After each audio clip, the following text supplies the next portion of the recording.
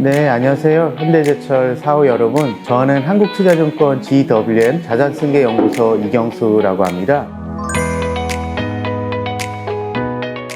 미국 경제가 아직까지는 소비와 고용 지표가 잘 나오고 있고요. 물가는 내려오는 추세이기 때문에 전반적인 자산 시장은 나쁘지 않았고, 그 중에서도 미국 빅테크라든지 단기 채권이라든지 고정금리성 자산들의 성과가 가장 좋았던 것 같습니다.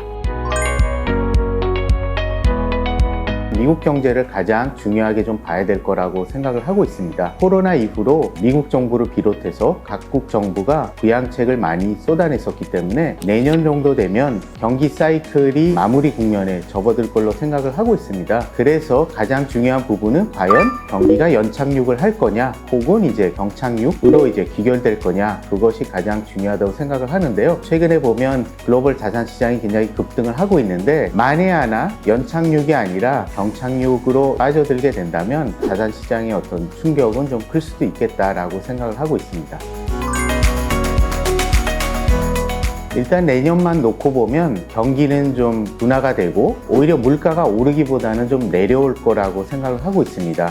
스태그플레이션보다는 디플레이션의 상황이 좀 전개될 걸로 생각을 하는데, 그거에 대한 반대급부로 이제 경기가 많이 꺾이게 되면 여러 가지 부양책들이 나올 걸로 생각이 돼서 중장기적으로 보게 되면 물가는 다시 좀 올라갈 걸로 생각을 하고 있습니다.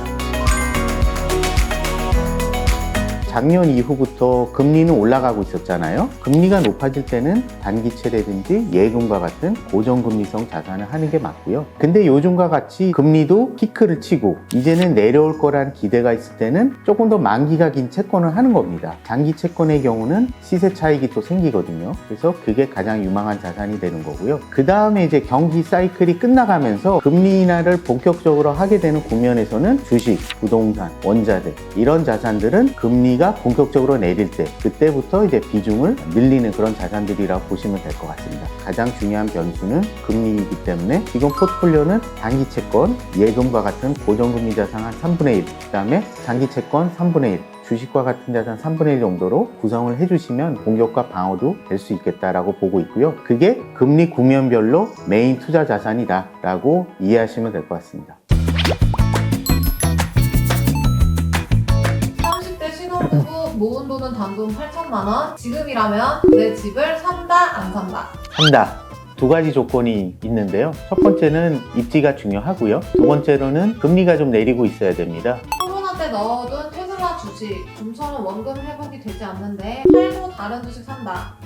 그대로 보유한다. 그대로 보유한다. 자동차 회사라고 본다면 이 주식은 굉장히 비쌉니다. 그러니까 이제 매도를 해야겠다라는 결론을 내리실 텐데요. 다른 관점에 있어서 이 회사는 자동차를 활용해서 소프트웨어 플랫폼 그리고 생태계를 확장하려고 하는 회사다라는 관점에서 본다면 충분히 중장기적으로 보유할 만한 가치가 있다고 생각을 하고 있습니다. 처음 자산 배분에 이제 관심을 가진 초보 직장인, 직접 자산 배분을 해본다.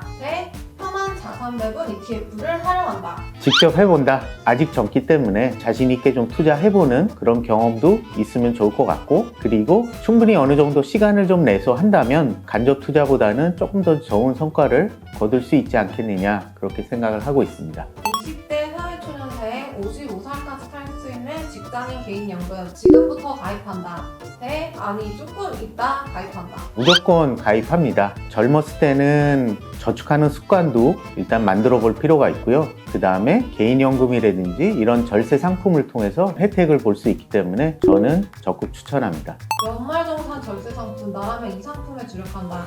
ISA 대 IRP. IRP, 일단은 대부분의 직장인들은 기본적으로 DB형 혹은 DC형의 퇴직연금 플랜에 가입을 하고 있습니다. 그리고 추가적으로 이직을 한 번이라도 했던 직장인들은 IRP 계좌를 가지고 있을 거고요. 그래서 기본적으로 이 두 가지 상품을 통해서 노후 대비를 해야 된다고 생각을 하고 있습니다. 장점은 절세가 가능하고요. 그 다음에 ETF 등을 거래했을 때는 거래 비용이 거의 없습니다. 단점은 개별 주식을 직접 투자하기가 어렵습니다. 그러니까 그 부분이 필요할 경우 ISA에 가입해서 투자를 하면 됩니다. 현대제철 사후 여러분, 모든 것에는 사이클이 있습니다. 금리 사이클을 잘 활용해서 투자하는 목적들을 꼭 달성하셨으면 좋겠습니다. 감사합니다.